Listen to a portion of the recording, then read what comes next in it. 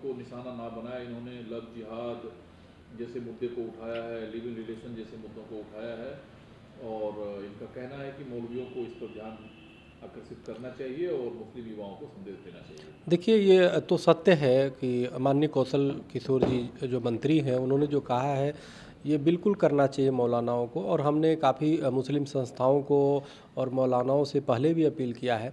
लेकिन बड़ी दुर्भाग्य की बात है कि आज तक कोई भी मुस्लिम संस्थान, चाहे दारुल उलूम हो या किसी मौलाना ने ऐसे जो लव जिहाद कर रहे हैं, जो हमारी हिंदू बेटियों को, बहनों को मारने का काम करते हैं, उनके खिलाफ आज तक फतवा जारी नहीं किया। बल्कि वो जो मुस्लिम लड़की गणेश की जी की पूजा कर दिया तो उसके खिलाफ फतवा जारी कर दिया। लेकिन माननीय मंत्री जी को ये सोचना चाहिए कि उनका अपील जो मौलाना से कर रहे हैं, काश प्रधानमंत्री मोदी जी से करना चाहिए उनको, कि इसके लिए ठोस कानून कब तक बनेगा। आखिर कितनी अब तक कितनी लाखों हमारी बहनों को अब मारा जाएगा, फिर कानून बनेगा। सवाल यह है कि वो जब निर्भया कांड हुआ, यूपीए की सरकार थी, एक निर्भया कांड हुआ, दरिंदगी की गई उस बेटी के साथ, तुरंत एक पॉक्सो एक्ट बन गया और अनेक कठोर कानून बन गए। लेकिन इतने हमारी हिंदू बेटियां मार दी गई, इतने हिंदू बहनों के साथ लव जिहाद का कांड हुआ, ये जिहादी सरेआम मार दे रहे हैं, लेकिन केंद्र सरकार चुप है।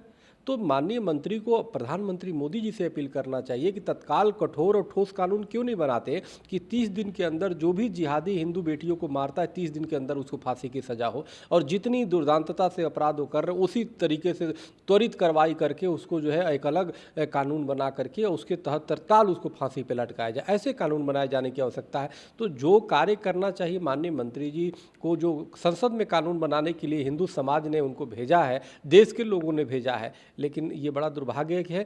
मौलाना तो शांत ही हैं, वो तो कहीं ना कहीं उनकी मुस्लिम संस्थाओं की स्वीकृति है, वो सिर्फ निंदा कर देते हैं, बाकी आज तक कभी फतवा जारी नहीं करते। तो कानून बनाने की आवश्यकता है। सरकार, केंद्रीय सरकार कठोर से कठोर कानून बनाए लव जिहादियों के खिलाफ, कि कोई भी हमारी बेटियों को मारता है उसको तत्काल 30 दिन के अंदर में फांसी की सजा हो। दूसरा सवाल स्वामी जी ये है कि बरपा है, शिवसेना का अलग कंसर्न है। उन्होंने चेतावनी दिया है कि महाराष्ट्र की धरती पर आकर सावरकर का अपमान बर्दाश्त नहीं किया जाएगा। आपको क्या लगता है कि बार बार राहुल गांधी सावरकर पर क्यों इस तरह का बयान देते हैं? देखिए, वीर सावरकर पे जो हमारे देश के स्वतंत्रता सेनानी थे, जिन्होंने काला पानी की सजा वो किया, जिस कोठरी में वीर सावरकर रहे, अगर वो 10 साल तक रहे, अगर उसमें राहुल गांधी को 1 साल रख दिया जाए, 1 महीने रख दिया जाए, राहुल गांधी ऐसे ही विक्षिप्त हो जाएंगे, प्राण छोड़ देंगे। दूसरी बात, राहुल गांधी 2 बातें हैं, या तो यह निश्चित रूप से यह मान के चलिए कि यह देश में चाहते हैं कि कैसे भावना लोगों की भड़काई जाए, और इसीलिए बार बार जो वीर सावरकर के खिलाफ बोल रहे हैं, ये पागलपन है इनकी। केंद्र सरकार से मेरा निवेदन है, आग्रह है कि आखिर ये कब तक ये सुनती रहेगी वीर सावरकर का अपमान।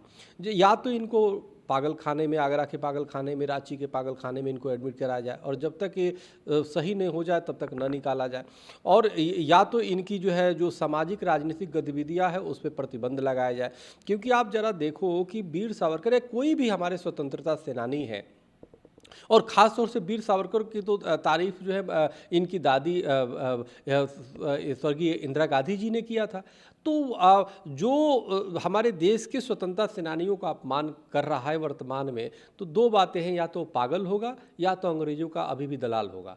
तो ये इसकी जांच की जाए कि अंग्रेजों से ब्रिटिश जो जिन्होंने राज किया, जिसके दुश्मन थे सावरकर जी, उनसे राहुल गांधी से अभी भी क्या संबंध है, क्या उनको वेतन मिलता है वीर सावरकर के खिलाफ बोलने पे, या कहीं ऐसा तो नहीं है पूरी वास्तव में मानसिक रूप से विक्षिप्त और पागल है।